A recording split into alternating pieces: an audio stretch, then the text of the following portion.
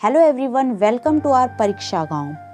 NCERT class 10th की mathematics के first chapter वास्तविक संख्याएं इट मीन्स रियल नंबर्स को हम एक्सरसाइज वाइज 1 बाय 1 हम पढ़ रहे थे।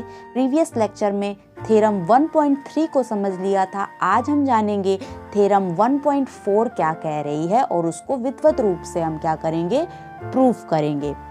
तो प्रूफ करने से पहले आप अपने चैनल परीक्षा गांव को लाइक शेयर सब्सक्राइब करना ना भूलिएगा। ओके, तो अपनी क्लास की ओर आते हैं। थ्योरम 1.4 इट मीन्स प्रमेय 1.4 क्या कह रही है? ये कह रही है कि आप बताइए प्रूफ करके कि √2 जो है, करनी में 2 जो है, एक अपरिमेय संख्या है। इसको हमें क्या करना है, प्रूफ करना है। अब सबसे पहले आपको ये जानना होगा कि परिमेय संख्या क्या होती है, जिसको हम इंग्लिश में रेशनल नंबर कहते हैं। क्या कहते हैं? रेशनल नंबर कहते हैं। और वहीं अपरिमेय संख्या क्या होती है? It means irrational number. क्या होते हैं? ठीक है ना, अपरिमेय संख्या। तो याद रखिएगा, परिमेय संख्या वह संख्या होती है, वह संख्या होती है जिसे हम P/Q के रूप में लिख सकते हैं या प्रदर्शित कर सकते हैं, जहां Q 0 के, ये तो क्या हो गया, Q 0 के बराबर हो गया। लेकिन जहां Q 0 के बराबर, ये वाला साइन लगाने का मतलब नहीं होना चाहिए। ये जो Q है वो 0 के बराबर नहीं होना चाहिए। तो ऐसी संख्याएं जिन्हें हम P/Q के रूप में प्रदर्शित कर सकते हैं या लिख सकते हैं, लेकिन जहां जो Q होता है वो 0 के बराबर नहीं होना चाहिए, उस संख्या को हम क्या कहते हैं? रेशनल नंबर कहते हैं। इट मीन्स परिमेय संख्या कहलाती हैं। वहीं अपरिमेय संख्या इट मीन्स इर्रेशनल नंबर क्या होती हैं? यदि आपको परिमेय संख्या आ गया तो अपरिमेय संख्या जस्ट इसका अपोजिट कर दीजिए। वह संख्याएं जिसे हम P/Q के रूप में, वह संख्याएं जिसे हम P/Q के रूप में प्रदर्शित नहीं कर सकते हैं, लिख नहीं सकते हैं, वे संख्याएं क्या हो जाएंगी? अपरिमेय संख्या हो जाएंगी। इट मीन्स इर्रेशनल नंबर हो जाएंगी। ये दोनों चीजों को आप यदि समझ गए तो चलते हैं हम अपने थ्योरम पर आते हैं। थ्योरम हमारी क्या कह रही है कि √2 जो है वो एक अपरिमेय संख्या है। तो जल्दी से हम डाल लेते हैं टू प्रूफ। हमें सिद्ध करना है ना, प्रॉपर रूप से आप लिखिएगा अपने एग्जाम में कि टू प्रूफ हमें क्या करना है। और अब हम चलते हैं, इसको प्रूफ करते हैं। इसको प्रूफ करने के लिए हम क्या करेंगे, √2 को कहा गया है कि अपरिमेय संख्या सिद्ध करना है। इसको प्रूफ करने के लिए जस्ट इसका अपोजिट मान लीजिए, इसका विपरीत मान लीजिए। तो हम इसके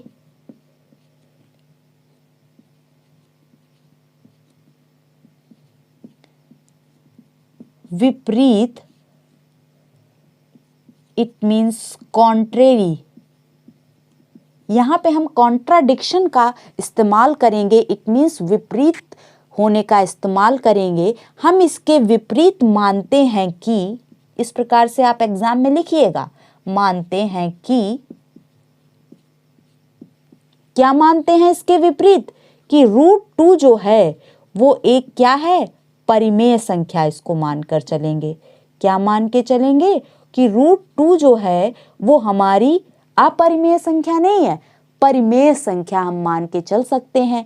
और यदि हमने √2 को परिमेय संख्या मान लिया तो हम कह सकते हैं कि √2 को हम a/b के रूप में प्रदर्शित कर सकते हैं, जहां पे b हमारा 0 के बराबर नहीं होगा, क्योंकि अभी हमने जाना कि परिमेय संख्या क्या होती है, जिसको a/b के रूप में प्रदर्शित कर सकते हैं, अर्थात p/q के रूप में प्रदर्शित करते हैं, और जहां q हमारा 0 के बराबर नहीं होता है।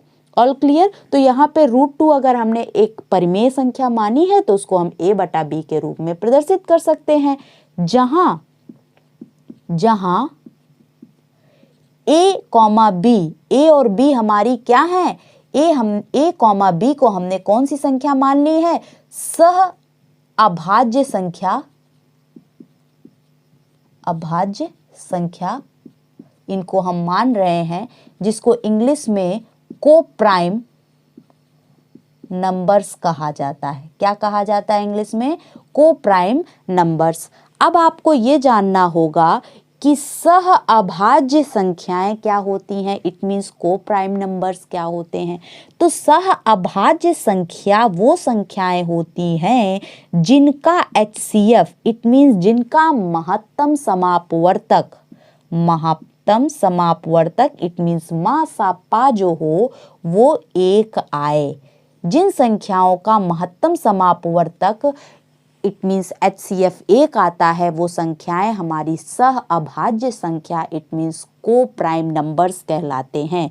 तो हम ये मान के चल रहे हैं कि √2 को a/b में जो प्रदर्शित किए हैं वो a और b क्या हैं, सह अभाज्य संख्या है, जिनका HCF क्या है, 1 है। इतनी बात आपको क्लियर हो गई? ओके। अब हम क्या करेंगे, इस b को हम क्या करेंगे, इक्वल के इस साइड ले जाएंगे। इक्वल के इस साइड जब हम लेके जाएंगे तो b हमारा डिवाइड में होने के कारण ये लेफ्ट हैंड साइड में जब जाएगा तो ये मल्टीप्लाई में हो जाएगा। तो क्या हो जाएगा, √2 इंटू b हो जाएगा और बराबर क्या आ जाएगा, a आ जाएगा। इतनी बात आपको क्लियर हो गई? अब हम क्या कर देंगे, दोनों पक्षों का वर्ग करने पर स्क्वायरिंग ऑन बोथ साइड कर देंगे। जब हम दोनों साइड स्क्वायर करेंगे तो √2b का होल स्क्वायर हो जाएगा इज इक्वल्स टू a² हो जाएगा। √2 इंटू √2 का मान क्या आ जाएगा, 2 आ जाएगा, क्योंकि 2 के ऊपर क्या लगा है, रूट लगा है, और रूट की वैल्यू जो होती है वो 1/2 होती है। तो इसके मान को हम क्या लिख सकते हैं, 2 की पावर 1/2 लिख देंगे, और इसका मान भी क्या हो जाएगा, 2 की पावर 1/2 हो जाएगा। और यहाँ पे 2 कै बार हो गए, 2 बार हो गए, तो इस वजह से 2 का हम स्क्वायर करके और 1/2 कर देंगे, और जब ये इसको गुणा करोगे 2 इंटू 1/2 करोगे तो ये 2 से 2 कैंसिल हो जाएगा, इट मीन्स 2 आ जाएगा। All clear? तो यहाँ से हमने आपको प्रूफ करके भी दिखा दिया, जिनको नहीं आ रहा है कि √2 इंटू √2 को हम 2 कैसे लिख सकते हैं। तो √2 का स्क्वायर क्या आ जाएगा, 2 आ जाएगा, और b का क्या हो जाएगा, स्क्वायर हो जाएगा, इज इक्वल्स टू क्या हो जाएगा, a² हो जाएगा। अब आप यहाँ पे क्या बताओगे, अब आप यहाँ पे बताओगे अतः प्रमेय जो आपने थ्योरम 1.3 पढ़ी है, इट मीन्स प्रमेय 1.3 पढ़ा है, उसके अनुसार आप यहाँ पे कहोगे प्रमेय 1.3 थ्योरम 1.3 के अनुसार आप यहाँ पे कह सकते हो, ये जो आपका स्टेटमेंट आया है कि 2b² is equals to a², इसके तहत आप क्या कह सकते हो कि 2 जो होगा वो a को भी विभाजित करेगा। क्यों करेगा? क्योंकि इसको चीज को आप कैसे लिख सकते हो, इसको आप a² is equals to 2 into b लिख सकते हो ना, क्योंकि a² is equals to 2b² है। तो यहाँ पे आप देख रहे हो 2 यदि a² को विभाजित कर रहा है तो थ्योरम 1.3 आपकी यही तो कहती है, यदि p a² को विभाजित कर रहा है तो वो p a को भी विभाजित करेगा। इट मीन्स 2 यदि a² को विभाजित कर रहा है तो हमने यही तो लिखा कि 2 a को भी क्या करेगा, विभाजित करेगा। इतनी बात समझ में आई?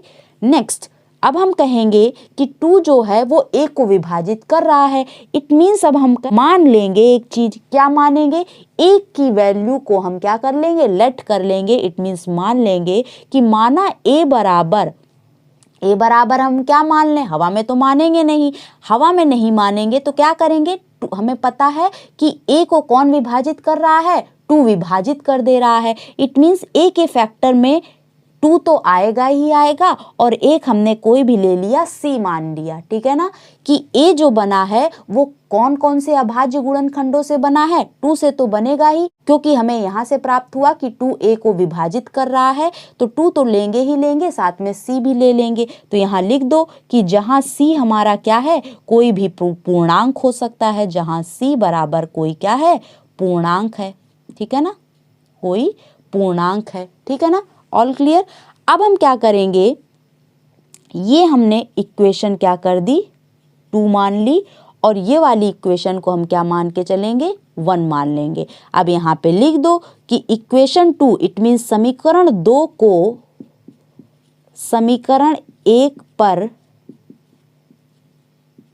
रखने पर आपको क्या प्राप्त होगा, तो आपको क्या प्राप्त होगा, a बराबर 2c का मान यहाँ पे आप पुट कर दो, तो 2b स्क्वायर जैसा तस रहेगा, और a का बराबर 2c जो है वो यहाँ पे a स्क्वायर बन जाएगा, मतलब 2c का होल स्क्वायर बन जाएगा। इसको आप सॉल्व करोगे तो क्या आएगा, 2b स्क्वायर हो जाएगा, और 2 2 ज़ा 4, 2 का स्क्वायर है ना, तो 2 2 ज़ा 4 हो जाएगा, और c का क्या हो जाएगा, स्क्वायर हो जाएगा। अब इसको आप कट पिट करोगे तो 2 1 ज़ा 2, 2 2 ज़ा क्या हो जाएगा, 4 हो जाएगा। It means b square is equals to क्या आ जाएगा, 2c स्क्वायर हो जाएगा। All clear. अब यही चीज आप यहाँ पे फिर से कह सकते हो, जो हमने पहले कहा कि यहाँ पे फिर से आप इस कंडीशन में फिर से क्या करोगे, प्रमेय 1.3 के अनुसार आप क्या कहोगे, प्रमेय 1.3 के अनुसार आप फिर से यहाँ पे कहोगे कि 2 जो है वो जब b स्क्वायर को विभाजित कर रहा है तो वही 2 b को भी विभाजित करेगा, क्योंकि प्रमेय 1.3 हमारी कहती है कि यदि p a स्क्वायर को विभाजित कर रहा है तो वो सिंगल a को भी विभाजित करेगा। यहाँ a की जगह b आ गया है और p की जगह 2 आ गया है। इट मीन्स यहाँ पर 2 जो होगा वो b को भी क्या करेगा, विभाजित करेगा। मेरे पास स्पेस कम है, आप प्रॉपर रूप से इसको लिखिएगा कि यदि प्रमेय 1.3 के तहत 2 जो है वो b स्क्वायर को विभाजित कर रहा है तो वो b को भी विभाजित करेगा। All clear. अब हम थोड़ा सा ऊपर से हम क्या करते हैं, इरेज करते हैं, ऊपर से कुछ पॉइंट को हम क्या करते हैं, इरेज करते हैं। अब आप ये देखिए कि ये वाला जो स्टेटमेंट और ये वाला जो स्टेटमेंट है इसको समझिए। इस वाले स्टेटमेंट में आपने क्या देखा कि 2 जो है वो a को क्या कर रहा है, विभाजित कर रहा है, और यहाँ वाले स्टेटमेंट में भी आपने क्या कहा, 2 जो है वो b को भी क्या कर रहा है, विभाजित कर रहा है। इट मीन्स 2 जो है वो a को भी विभाजित कर दे रहा है और b को भी विभाजित कर दे रहा है। और आपने पढ़ा है कि यदि 2 संख्याएं, मान लिया ये a और b 2 संख्याएं हमने मान ली, यदि इन 2 संख्याओं का अगर हम आपसे HCF पूछें तो क्या आता है, तो आप बताते हो वह बड़ी से बड़ी संख्या जो इन दोनों संख्याओं को पूरी तरीके से विभाजित कर दे। तो वो बड़ी से बड़ी संख्या 2 ही तो हुई, 2 ही क्या कर दे रही है, a को भी विभाजित कर दे रही है, b को भी विभाजित कर दे रही है। तो हम कह सकते हैं कि इन दोनों स्टेटमेंट के तहत हमारा a और b का जो HCF आया, a, b का HCF क्या आ गया, 2 आ गया। क्या आ गया, 2 आ गया। इस सॉल्यूशन के तहत तो हमारा 2 आ गया, जबकि हमने माना क्या था कि a और b का जो HCF आएगा वो क्या आएगा, 1 आएगा। a और b हमने कैसे संख्या मानी थी, सह अभाज्य संख्या मानी थी, जिनका HCF 1 आना चाहिए था। और हमारा आ क्या रहा है, 2 आ रहा है। तो फटाक से आप एक स्टेटमेंट लिखोगे कि यह विरोधाभास हमें इसलिए प्राप्त हो रहा है। तो आप यह लिखोगे कि यह विरोधाभास इट मीन्स कॉन्ट्राडिक्शन। विरोधाभास क्या है कि आपने सॉल्यूशन जो किया उसके अकॉर्डिंग HCF आपका 2 आया है, लेकिन आपने जो माना था उसके अकॉर्डिंग HCF हमारा क्या था, 1 था। A और B का HCF क्या था, 1 था। तो ये जो विरोधाभास आ रहा है, एक ही क्वेश्चन में 2 अलग अलग चीजें हमें जो प्राप्त हो रही हैं, वो क्यों प्राप्त हो रही हैं, तो यह विरोधाभास हमें इसलिए प्राप्त हो रहा है क्योंकि हमने क्या किया है, क्योंकि हमने एक त्रुटिपूर्ण कल्पना कर ली है, एजम्पशन कर लिया है, मान लिया है। क्योंकि हमने एक त्रुटिपूर्ण कल्पना की है, त्रुटिपूर्ण हमने माना है।